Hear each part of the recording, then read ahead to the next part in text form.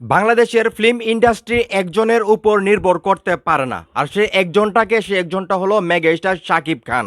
আর এই কথাটা কে বলতেছে? এক সময়ের জনপ্রিয় পরিচালক আমাদের কাজী হায়াত, মানে উনি বলতেছে বাংলা ফিল্ম ইন্ডাস্ট্রি একজনকে কেন্দ্র করে চলতে পারে না। তো আমি ওনাকে আসলে প্রশ্ন রাখতে চাই, মেগাস্টার শাকিব খানকে বলছে যে শাকিব খানের উপর ডিপেন্ড করে বাংলা ফিল্ম ইন্ডাস্ট্রিটাকে নিয়ে যাওয়ার জন্য? শাকিব খান কোথায় বলছে যে আমি ছাড়া আর কেউ মুভি করতে পারবে না, আর কেউ মুভি বানাইতে পারবে না? এটাকে শাকিব খান কোথায় বলছে? মানে কারো মুখ থেকে কে এখন পর্যন্ত এই কথাটা আপনারা শুনছেন? মানে বলতে পারবেন যে শাকিব খান কোনো ইন্টারভিউতে বা কারো কাছে বলছে যে আমাকে দিয়ে ইন্ডাস্ট্রি চলতে হবে, আমাকে ছাড়া ইন্ডাস্ট্রি চলবে না? আচ্ছা, আগে আমি আপনাদেরকে কাজী হায়াতের কথাগুলো শোনাই, তারপরে আমি এটা নিয়ে কথা বলতেছি। তো শাকিব খান ভাই বোনেরা, ভিডিওটা একটু শেয়ার করে দিন। কিন্তু আমি বলবো টোটাল ইন্ডাস্ট্রি একজনের উপর নির্ভর করছে। এ দিয়ে একটি ইন্ডাস্ট্রি চলতে পারে না, একজনের উপর নির্ভর করে একটি ইন্ডাস্ট্রি চলতে পারে। কি আশ্চর্য কাণ্ড! গত ঈদে রিলিজ হলো তার ছবি। 20,000 টাকার স্টেশন ছিল যখন আমরা পরিচালক ছিলাম, সেই জায়গায় ছবিটা নিয়েছে 14 লক্ষ টাকা দিয়ে। মানে শাকিব খানের প্রিন্স মুভিটাই তো আপনারা সবাই জানেন, এটা 14 লক্ষ টাকা রেন্টাল নিয়েছিল, যেটা বাংলাদেশের প্রেক্ষাপটে হায়েস্ট রেন্টাল। যেখানে কাজী হায়াতের মুভি নিত 20,000 টাকা, সেইখানে বর্তমানে শাকিব খানের মুভি 14 লক্ষ টাকা রেন্টাল নিছে। এখন এইটাও সমস্যা। এখন শাকিব খানের মুভি 14 লক্ষ টাকা রেন্টাল দিয়ে একজন হল মালিক নিছে, তার মানে কি উনি এই বিজনেসটা করতে পারবে বলেই তো নিছে। মানে উনি যদি এখন ওই সিনেমা হল থেকে 2 কোটি 2 লাখ বা 3 লাখ টাকা বিক্রি করতো, তাহলে কি উনি 14 লাখ টাকা রেন্টাল দিয়ে মুভি নিত?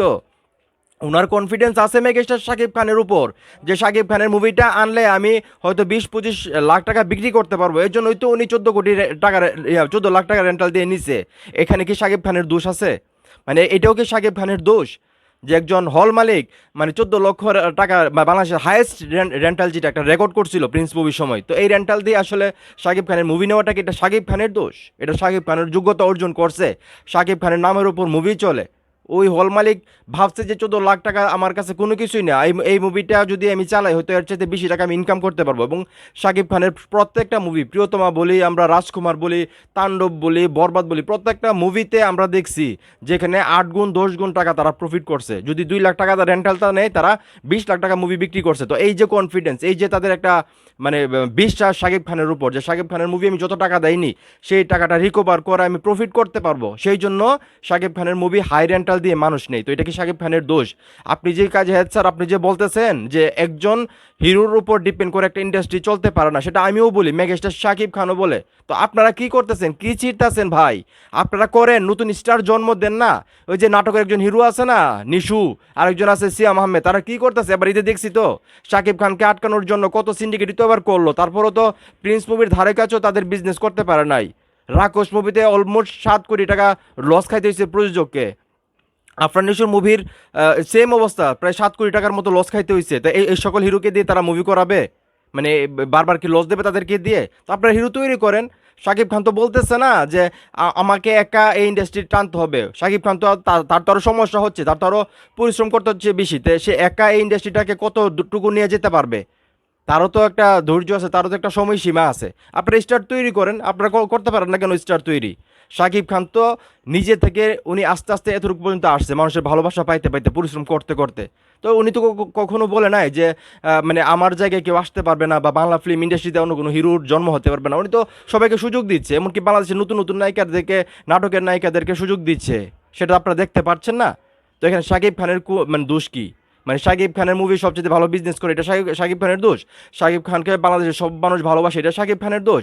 শাকিব খানের মুভি বাংলাদেশের হায়েস্ট রেন্টাল 14 লক্ষ টাকা দিয়ে হল মালিকটা নেই, সেটাও কি শাকিব খানের দোষ? মানে শাকিব খান কি করবে আপনারা বলে দেন? মানে উনি কি মুভি ছেড়ে মানে বাংলাদেশ ছেড়ে চলে যাবে, তাহলে আপনারা খুশি হবেন? শাকিব খান যদি আজকে ঘোষণা দেয় যে উনি আর মুভি করবে না, তাহলে বাংলা ফিল্ম ইন্ডাস্ট্রিটা ধ্বংস হতে কয়দিন লাগবে একটু বলেন তো? এই সিয়াম আহমেদ, আফরান নিশো, তারা বাংলা ফিল্ম ইন্ডাস্ট্রিটাকে টিকিয়ে রাখবে? যাদের মুভির বাজেট থাকে 10 কোটি টাকা, ঈদে তো দেখলেন যাদের ইনকাম হয় না 3 কোটি টাকা। তো সেই জায়গা থেকে আপনারা কি বলেন? মানে শাকিব খান, আমি তো একটা জিনিস চিন্তা করি, আজকে যদি শাকিব খান বলে যে আমি মুভি করবো না, ওনার কোনো কিছু হবে না। উনি যে পরিমাণ মুভি ওনার কেরিয়ারে করছে, ওনাকে মানুষ যে পরিমাণ ভালোবাসা দিচ্ছে বা দিবে, ওনার মুভি করার প্রয়োজন নাই তো। কিন্তু উনি যদি আজকে ঘোষণা করে যে আমি আজকের দিন থেকে মুভি করবো না, তাহলে বাংলা ফিল্ম ইন্ডাস্ট্রিটা ধ্বংস হয়ে যাবে, যতটুকু টিকে আছে সেটা আর থাকবে না। সিয়াম আহমেদ আর আফরান নিশুকে দিয়ে যদি এই বাংলা ফিল্ম ইন্ডাস্ট্রি চলতো, তাহলে শাকিব খানের মানে মুভি কেউ 14 লাখ টাকা রেন্টাল দিয়ে মানে নিত না কিনে, সেটা আপনাদের বোঝা উচিত। তো যাই হোক, শাকিব খানকে দোষ দেওয়া বন্ধ করেন। শাকিব খান কখনোই বলে নাই যে আমার একার উপর আমার কাঁধে ভর দিয়ে ইন্ডাস্ট্রি চালাতে হবে, বা শাকিব খান কখনোই বলে না আমার মুভি 14 লাখ টাকা রেন্টাল দিয়ে নিতে হবে। সেটা শাকিব খান যোগ্যতা অর্জন করছে, সেই জন্য সবাই ওনাকে ওই সম্মানটা দেয়। আর আপনাদেরকে আমি বলি, আপনারা হিরো তৈরি করেন, শাকিব খানের মতো আরেকটা শাকিব খান তৈরি করে দেখান না শাকিব খানকে, তাই তো হয়। তাহলে তো আর কোনো এখানে একজনের উপর ডিপেন্ড থাকতে হয় না। আপনারা 2-4 জন হিরো জন্ম দেন না, বানান না। আপনারা এত বড় বড় পরিচালক, এত নাটক সিনেমা করেন, বানান পরিচালক, হিরো বানান দেখি, পারলে যোগ্যতা থাকলে বানান। জাস্ট এতটুকুই। তো সাকিবিয়ান ভাই বোনেরা, তোমাদেরকে আরও সজাগ থাকতে হবে, সাকিব ভাইয়ের প্রতি আরও ক্রেজি থাকতে হবে তোমাদেরকে, কারণ শাকিব খানের পিছনে অনেক মানুষ লেগে গেছে, সেটা তোমরা বুঝতে পারতেছো। প্রিন্স মুভির সময় কী সিন্ডিকেট হয়েছে সেটা তোমরা জানো, এবং পুরস্কারের কথা বলো, প্রত্যেকটা সেক্টরে শাকিব খানের পিছনে লুক লাগিয়ে আছে ভাই। তোমাদেরকে আরও সজাগ থাকতে হবে, আরও হার্ডলি শাকিব খানের জন্য কাজ করতে হবে, তা না হলে কিন্তু শাকিব ভাইয়ের অনেক ক্ষতি হয়ে যেতে পারে, আমি যেটা মনে করি। তো যাই হোক, সাকিবিয়ান ভাই বোনেরা, কাজী হায়াতের যে কথাগুলো বললো, এই কথা কি আসলে যৌক্তিকতা আছে কোনো? তোমাদের কি মনে হয় সেটা অবশ্যই কমেন্ট করে জানাইবা, এবং ভিডিওটা ভালো লাগলে অবশ্যই শেয়ার করবা।